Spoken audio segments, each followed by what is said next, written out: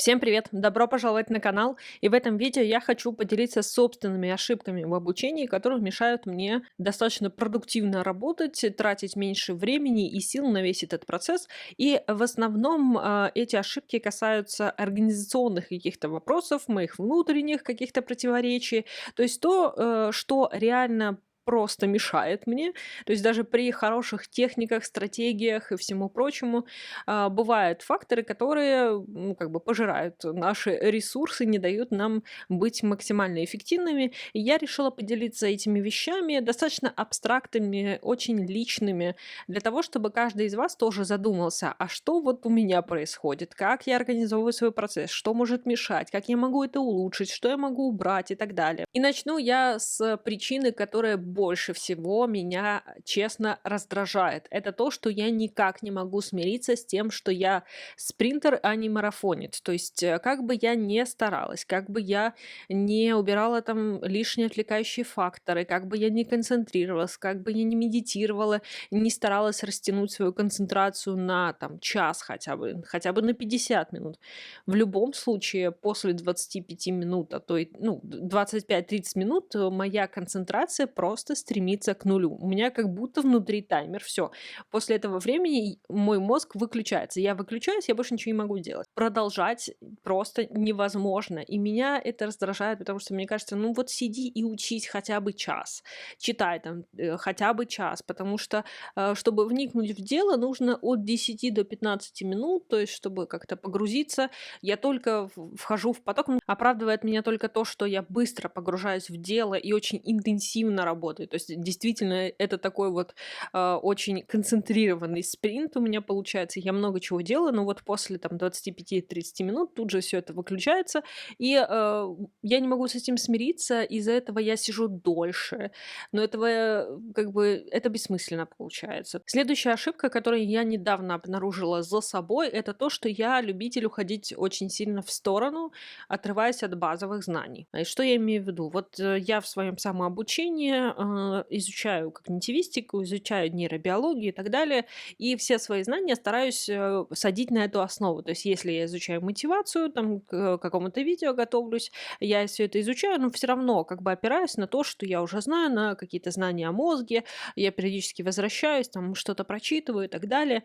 Но иногда бывает, что я какой-то темой настолько увлекаюсь, там, например, в последнее время это привычки, что я отрываюсь вообще от своих знаний, то есть куда-то скачу, бесконечные исследования читаю, уже несколько книг прочитала, о которых я, кстати, тоже скоро расскажу. И я, в общем, лечу туда, информацию добываю, при этом как бы не возвращаясь, не анализируя ту полученную информацию, там, например, из нон-фикшн книг, из каких-то исследований, как она относится к тем базовым знаниям, которые у меня уже есть или которые мне нужно получить, которых мне, например, недостаточно.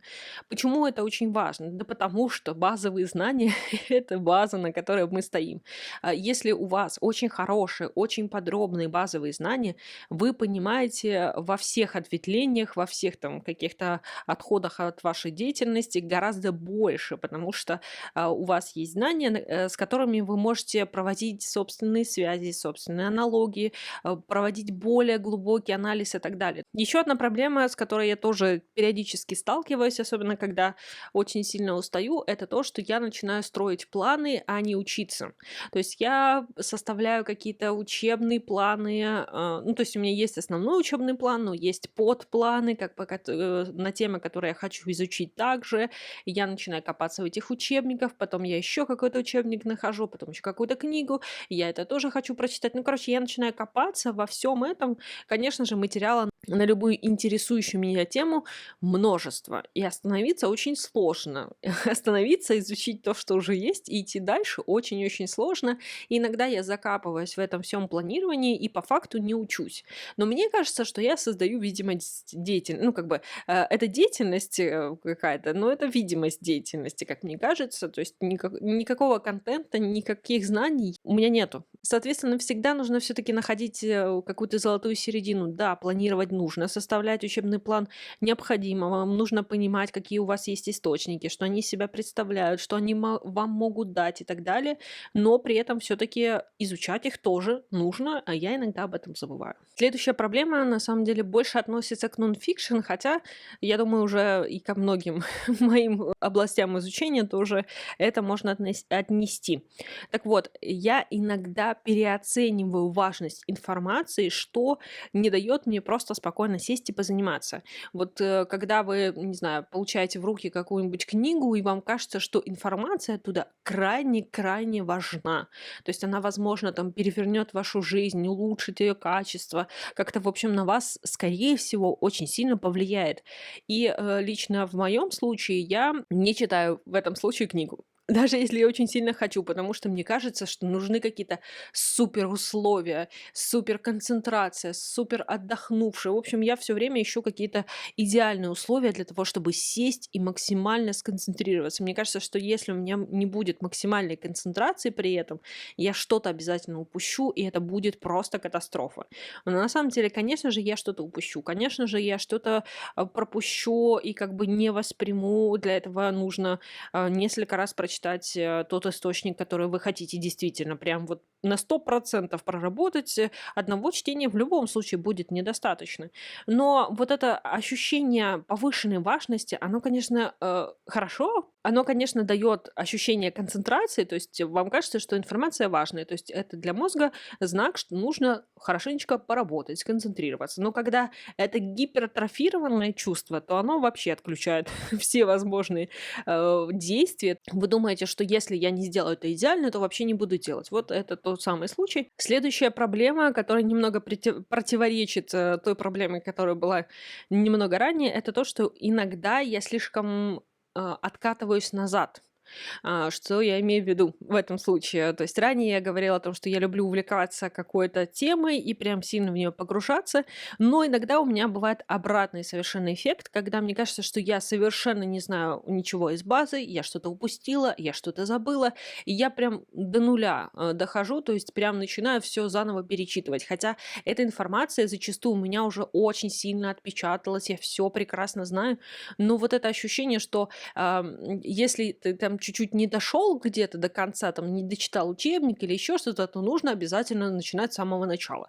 Это не обязательно так делать, это все время обнуляет весь прогресс. То есть из-за этого я очень часто топчусь на месте, что я вот не могу там к следующей главе перейти, потому что я там, что-то меня прерывает, я не заканчиваю до конца разбор главы, и каждый раз, когда я сажусь обратно, даже там через небольшой перерыв, я все время начинаю с самого начала. То есть не с того места, с которого я закончила, а прям с самого начала, потому что надо все сделать правильно и хорошо. Следующая проблема звучит как я пишу слишком скучные конспекты.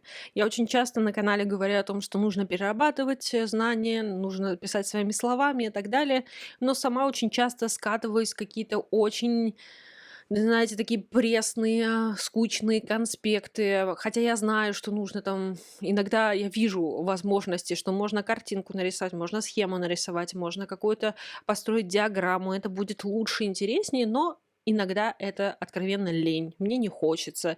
Я это пропускаю, упускаю. И, конечно же, в этом нет ничего хорошего, потому что скучный конспект — это та информация, которая не переработанная, она неинтересна, она забудется, то есть это пустая трата времени.